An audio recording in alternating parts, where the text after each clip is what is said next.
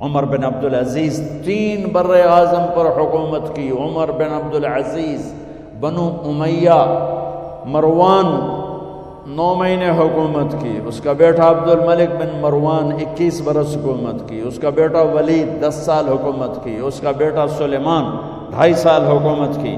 اسی تخت پر بیٹھے عمر بن عبدالعزیز. پہلے چاروں نے اللہ کے شریعت کو قربان کیا حکومت کے لیے. عمر بن عبدالعزیز نے اپنے آپ کو قربان کیا اللہ کے لیے.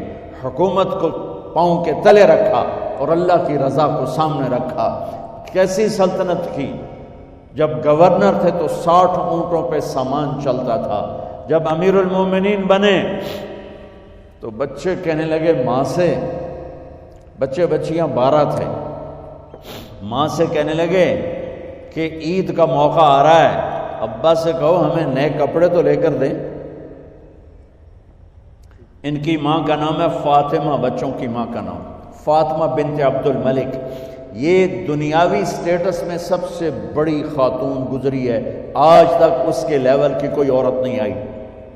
دادا بادشاہ، باپ بادشاہ، 4 بھائی بادشاہ، 6 خامند بادشاہ، 7 نسبتوں سے یہ عورت شہزادی رہی ہے. حضرت عمر گھر آئے، بیگم نے کہا بچے کپڑے مانگ رہے ہیں. حضرت عمر کہنے لگے میرے پاس تو پیسے نہیں ہیں، تنخواہ میں تو مشکل سے روٹی پوری ہوتی ہے، کہاں سے لے کر دوں؟ تو تھوڑی دیر خاموش رہی. بیگم پھر کہنے لگی آپ ایسا کریں، اگلے مہینے کی سیلری ایڈوانس لے لیں، اس سے میں کپڑے لے لیتی ہوں اور روٹی کا خرچہ میں مزدوری کر کے گھر بیٹھے مزدوری کر کے چلا لوں گی، آپ 1 مہینے کی تنخواہ ایڈوانس لے لیں. حضرت عمر بن عبدالعزیز واحد خلیفہ ہیں جن کے دور میں 3 بر اعظم میں زکوٰۃ لینے والا باقی نہیں بچا تھا. یہاں لاہور بھی ان کی حکومت کے نیچے تھا، جنوبی اسپین فرانس ان کی حکومت کے نیچے تھا، کاشغر تک ان کی حکومت کے نیچے تھا، استنبول کے دروازوں تک ان کی حکومت تھی. 3 بر اعظم میں ایک آدمی زکوٰۃ لینے والا نہ بچا. اور اپنا حال یہ ہے کہ بیگم سے کہہ رہے ہیں پیسے کوئی نہیں، کپڑے کہاں سے لے کر دوں؟ اور بیگم طریقہ بتا رہی ہے کہ آپ اگلے مہینے کی تنخواہ ایڈوانس لے لیں، اس سے میں کپڑے لے لوں گی اور چولہے کا خرچہ، روٹی کا خرچہ میں گھر بیٹھ کے مزدوری کر کے کما لوں گی. تو حضرت عمر کہنے لگے ہاں یہ ٹھیک ہے. باہر آئے وزیر خزانہ مزاحم، انہیں بلایا کہ بھائی ہمیں اگلے مہینے کی تنخواہ ایڈوانس چاہیے. یہ تنخواہ والے لوگ بیٹھے ہوئے تنخواہیں لیتے ہیں. اس نے کاغذ قلم آگے رکھ دیا، کہا حضرت یہاں لکھ کے دے دیں آپ 1 مہینہ زندہ رہیں گے میں تنخواہ دے دیتا ہوں. اب مجھے لکھ کے دے دیں آپ 1 ماہ زندہ رہیں گے میں آپ کو تنخواہ دے دیتا ہوں. چپ کر کے اٹھے، ایک لفظ نہیں بولے، گھر گئے. حضرت اپنی بیگم فاطمہ سے کہا بیگم بچوں سے کہہ دو کہ باپ کے پاس کپڑے لے کر دینے کی سخت نہیں ہے. اور خزانے ایسے بھرے پڑے تھے کہ زکوٰۃ لینے والا کوئی نہیں تھا.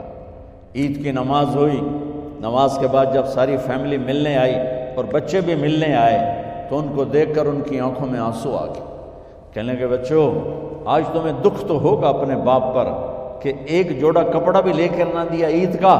تو ان کے ایک بیٹے نے کہا ابا جان آج ہم بڑے خوش ہیں، ہمارا سر اونچا ہے کہ ہمارے باپ نے مسلمانوں کے مال پہ ڈاکہ نہیں ڈالا، ہمیں قربانی کا بکرا بنایا لیکن مسلمانوں کے مال میں خیانت نہیں کی. یہ ان کا طرز حکومت تھا، اس طرح انہوں نے حکومت کی.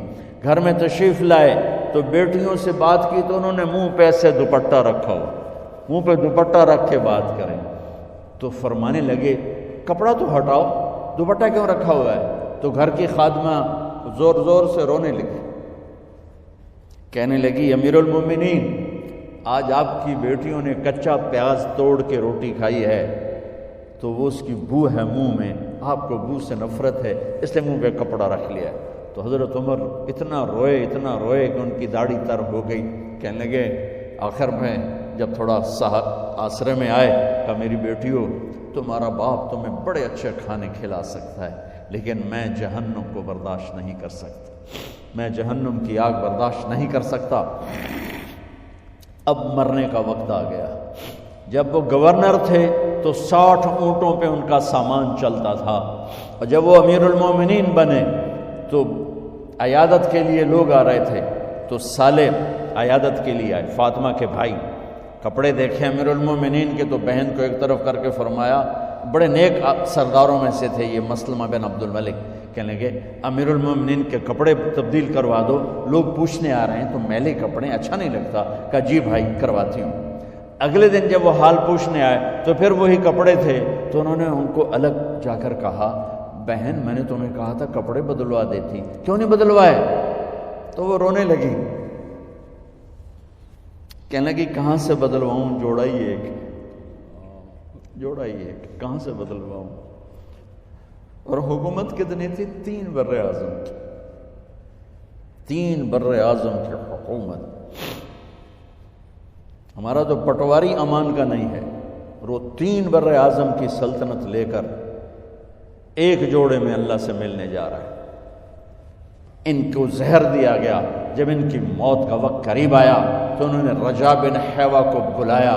سننے والی بات ہے بچوں، ان سے فرمانے لگے، سنو میں نے 3 بادشاہوں کو قبر میں اتارا۔ اب بچیاں تو قبرستان جاتی نہیں، ہم تو اپنے ہاتھوں سے قبر میں اتارتے ہیں، اور اوپر مٹی ڈالتے ہیں، اور اوپر اینٹیں ڈالتے ہیں، اور پھر منو مٹی میں دبا کے واپس آتے ہیں۔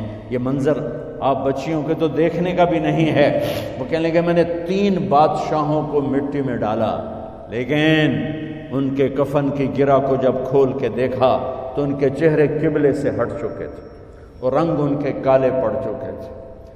ولید بن عبد الملک، سلیمان بن عبد الملک، عبد الملک بن مروان، عبد الملک باپ، ولید بیٹا، سلیمان بیٹا، یہ تینوں کا ان کے چہرے کالے ہو گئے تھے، اور ان کا قبلے سے منہ پھر گیا تھا۔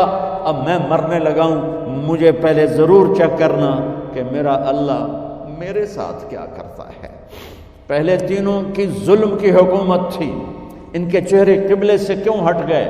آپ کو عجب بات بتاؤں، ولید بن عبد الملک روزانہ تہجد میں کھڑے ہو کے 10 سپارے پڑھتا تھا، 10 سپاروں کی تلاوت تہجد میں کرتا تھا کھڑے ہو کے، اور قبلے سے چہرہ ہٹ گیا۔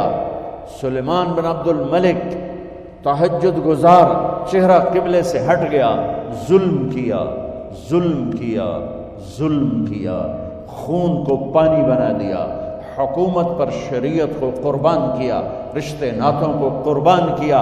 اللہ نے قبلے سے چہرے، نمازیں منہ پہ مار دی، روزے منہ پہ مار دیے، حج زکاتیں منہ پہ مار دی، تہجد ان کے منہ پہ مار دی، اور ان کے چہروں کو قبلے سے ہٹا دیا اور رنگ کالے کر دیے۔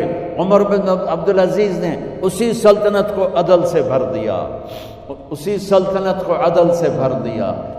جب ان کا انتقال ہوا، سلیمان بن عبد الملک کی ڈیڈ باڈی جب قبر کے قریب لائے اتارنے کے لیے تو ایسے ایسے ہلنے لگا، اس کا پورا جسم ہلنے لگا۔ تو اس کے بیٹوں نے کہا کہ ہمارے ابا زندہ ہیں، تو حضرت عمر نے فرمایا بیٹو زندہ نہیں ہے، عذاب قبر جلدی شروع ہو گیا ہے، عجل اللہ بالعقوبہ، قبر کی پکڑ پہلے شروع ہو گئی ہے، چھپاؤ اپنے باپ کو جلدی۔ جب عمر بن عبدالعزیز کی ڈیڈ باڈی قبر کے قریب کی گئی اور ان کا بھائی اتارو، بھائی وہ باتیں شروع ہو جاتی ہیں، رومال ڈالو، چادر پکڑو، ادھر سے پکڑو، تو ایک دم ایسے ایک پرچہ ہوا میں اڑتا ہوا سب نے دیکھا، وہ آتے آتے آتے آتے آتے آتے یوں آ کے حضرت عمر کے سینے پر گر گیا۔ سب دیکھ رہے ہیں۔ جب پرچے کو اٹھا کے دیکھا گیا تو اس پہ ایک سطر پہ لکھا تھا بسم اللہ الرحمن الرحیم، اور دوسری سطر پہ لکھا تھا براءۃ من اللہ لعمر بن عبد العزیز من النار، یہ عمر کے لیے جہنم کی آگ سے نجات کا پروانہ ہے۔ 3 بر اعظم کی سلطنت لے کر وہ جنت کا پروانہ لے کر دنیا سے گئے۔ جب ان کو قبر میں اتارا گیا تو انہوں نے رجا بن حیوہ سے فرمایا تھا 3 بادشاہوں کے چہرے دیکھے قبلے سے پھر گئے، رنگ کالے پڑ گئے، مجھے تم نے دیکھنا ہے کہ کیا ہوتا ہے۔ تو رجا فرماتے ہیں جب میں قبر میں اترا اور ان کے کفن کی گرہ کو کھول کے دیکھا تو چہرہ قبلے کی طرف فکس تھا، اور مجھے یوں لگا جیسے 14ویں رات کا چاند قبر میں اتر آیا ہو۔ میرے عزیزو، طلبہ و طالبات، اللہ کو اپنی منزل بناؤ، اللہ کو اپنی منزل بناؤ، اللہ کو اپنی منزل بناؤ۔